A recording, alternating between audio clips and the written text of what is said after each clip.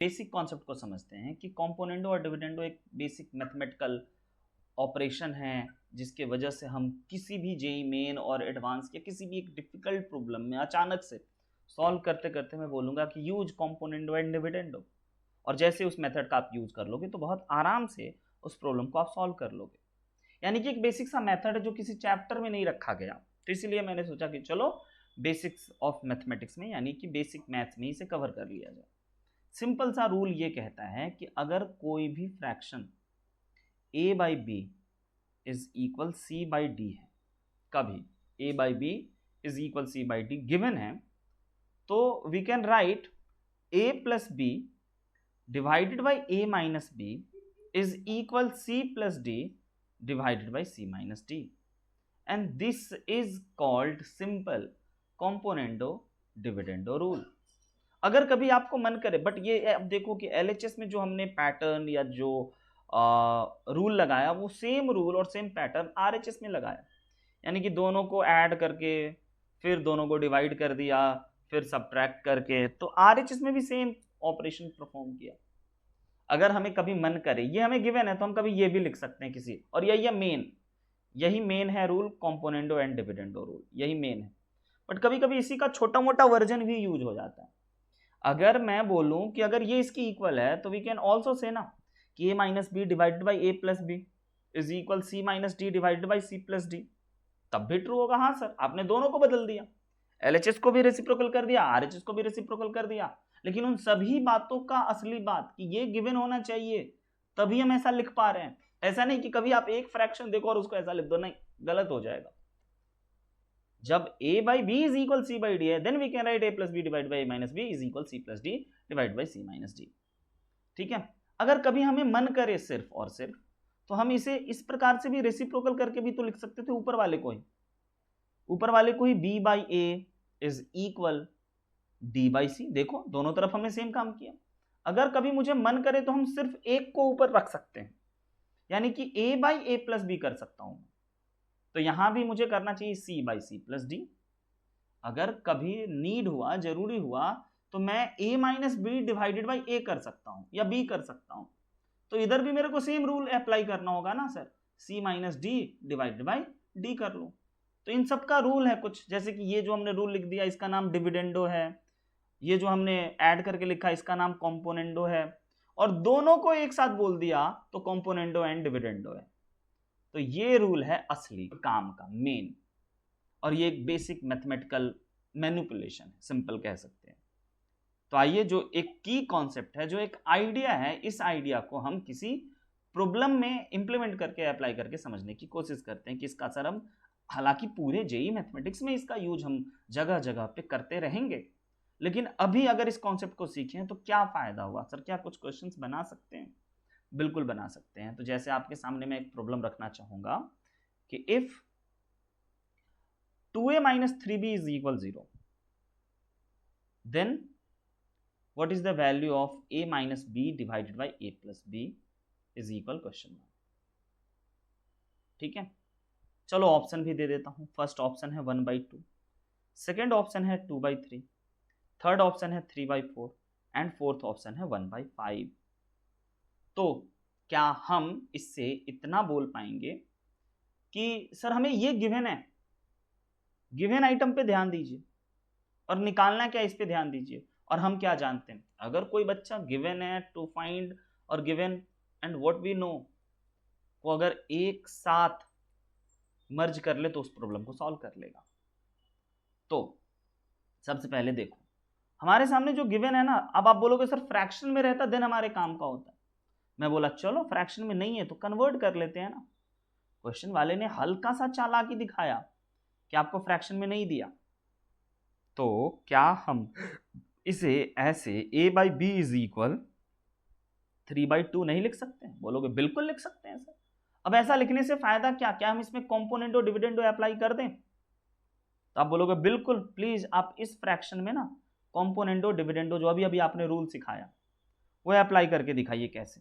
तो apply C and D rule. तो इस रूल से सिंपल आप क्या बोलोगे, सर लिखो a plus B divided by A minus B. तो एलएचएस में जैसा किया उसी ही प्रकार से RHS में भी कर दो प्लीज।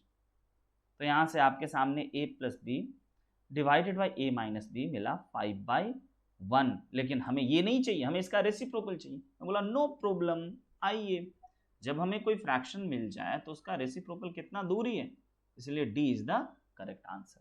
तो आई होप कि आपको हल्का सा इसका हिंट मिला होगा कि how to use this important rule. और लिटरली मतलब किसी बहुत डिफिकल्ट प्रॉब्लम में अचानक से बच्चे अटके रहते हैं कई दिनों से, और मेरे सामने ऐसा डाउट लाते हैं कि सर ये बन नहीं रहा है, और मैं देखते देखते, चाहे वो ट्रिगो का हो, चाहे वो क्वाड्रेटिक का हो, या इक्वेशन सॉल्विंग का हो, या किसी का भी हो, चाहे वो कोनिक सेक्शन में कंडीशन ऑफ कॉर्ड निकालने का हो, इलिप्स के कंडीशन ऑफ कॉर्ड हो, उन हर जगह मैं बोलता हूँ कि बेटा सी एंड डी अप्लाई कर लो। और जैसे मैं बोलता हूँ बच्चे बोलते बस थैंक यू, रहने तो मैं कर लूँगा, क्योंकि ये एक हिंट मात्र से डिफिकल्ट प्रॉब्लम बन जाते हैं। लेकिन ये चमकेगा कैसे? तो ये चमकेगा नहीं, आपको प्रैक्टिस करोगे थोड़ा सा और ध्यान में रखोगे कि हाँ ऐसा कुछ रूल था कि अगर कोई फ्रैक्शन दे रखा है देन हम इसको ऐसे भी लिख सकते हैं। तो हिट एंड ट्रायल करके आपको लिखना चाहिए, और अगर काम बन गया, बैठ गया, देन मजा ही आ गया। अगले प्रॉब्लम पे चलते हैं, एक और इसी के जैसा सुंदर सा प्रॉब्लम जो कि आईसीएसई सीबीएसई एग्जाम में, सॉरी आईसीएसई बोर्ड एग्जाम में इस बार पूछ लिया।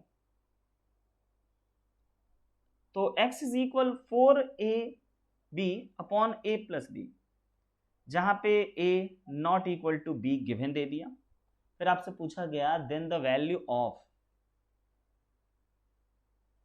x plus 2a divided by x minus 2a plus x plus 2b divided by x minus 2b, ये निकालने को बोला गया। और फर्स्ट ऑप्शन कुछ इस प्रकार से, ऑप्शन ए दे दिया, ऑप्शन बी 2 दे दिया, ऑप्शन सी 2ab और ऑप्शन डी बी दे दिया। तो अब समझते हैं इसे कि इस प्रॉब्लम में खासियत क्या है। तो फिर से वही बात कि सर ये गिवन है और हमें यहां तक पहुंचना है, ये गिवन है अपने को, राइट, और यहां तक हमें पहुंचना है। तो सबसे पहली बात, अगर आप इसे दो पार्ट में देखोगे, एक इसे देखो और एक इसे देखो, तो आपको हाँ सर कुछ तो हल्का हल्का दिखाई दे रहा है, लेकिन जो गिवन है आइए उसी को पहले डिकोड करते हैं। लेकिन सर आप बोलोगे सर प्लस 2a है, मैं बोला अच्छा 2a है तो यहां भी तो 2a की कमी नहीं है, यहां भी तो 4a भी दे रखा है। इसका मतलब अगर मैं यहां से 2a बुला लूं तो ऊपर में बेचारा 2b बच जाएगा। और 2a में क्यों बुलाया, समझदार बच्चे समझ गए होंगे। 2a में इसीलिए बुलाया ताकि मैं कॉम्पोनेंडो डिविडेंडो अप्लाई करूंगा, apply componendo and dividendo rule. और अगर मैं इस रूल को अप्लाई करता हूं तो we can easily write x plus 2a divided by x minus 2a, clear है, इज इक्वल सेम जैसा LHS में आपने किया sir, exactly same rule RHS में भी अप्लाई कीजिए, यानी कि 2b divided by 2b minus a minus b subtract होते हुए। अब इसे अगर हम सिंप्लीफाई कर लें तो हमारे पास a प्लस 3b आ गया, और नीचे में अगर सिंप्लीफाई करें तो यहाँ से हमारे पास b माइनस a आ चुका है, और इसको मैं फर्स्ट इक्वेशन का नाम दे देता हूँ। क्यों? क्योंकि ये वाला पार्ट सर क्रिएट हो गया। अब ये वाला पार्ट क्रिएट करने के लिए, दूसरा वाला पार्ट क्रिएट करने के लिए इसे इस प्रकार से देखना चाहिए कि सर अब की बार आपने 2a को नीचे बुलाया था ना, तो अब आप इसी बातों में 2b को प्लीज नीचे बुला लो। तो जैसे मैं 2b को नीचे बुला लिया तो यहाँ पे 2a divided by a plus b आ गया। अब मैं बोलूंगा कि please apply componendo and dividendo rule. ये रूल को अगर आप अप्लाई कर देते हो तो हर बच्चा x plus 2b divided by x minus 2b is equal 2a plus b upon 2a minus b लिख लेना चाहिए। और अगर फर्दर सिंप्लीफाई करें तो वापस से 3a plus b divided by यहाँ से हमारे पास a माइनस b आया। और ये a माइनस बी मुझे अच्छा नहीं लग रहा है क्योंकि यहाँ b माइनस है, यहाँ a माइनस बी है, तो क्यों ना हम इसे माइनस बाहर लेकर के 3a by B divided by b minus a कर लें, ताकि दोनों का डिनोमिनेटर सेम हो जाए। और अगर मैं दोनों इक्वेशन को ऐड करूं तो जो क्वेश्चन में हमसे पूछा गया है वो बनते हुए आपको दिखाई दिया। तो इक्वेशन 1 और 2 को LHS में ऐड कर लेते हैं, और RHS को RHS में ऐड कर लेते हैं। तो x plus 2a divided by x minus 2a, और यहाँ पे अगर हम इस प्रकार से ऐड करें तो ये हो गया है a plus 3b divided by b minus a minus 3a plus b divided by b minus a। तो ऐसा पता चला मैंने क्यों किया था। तो इसका फायदा ये हो गया कि सर एलसीएम लोगे ना तो मजा ही आ जाएगा।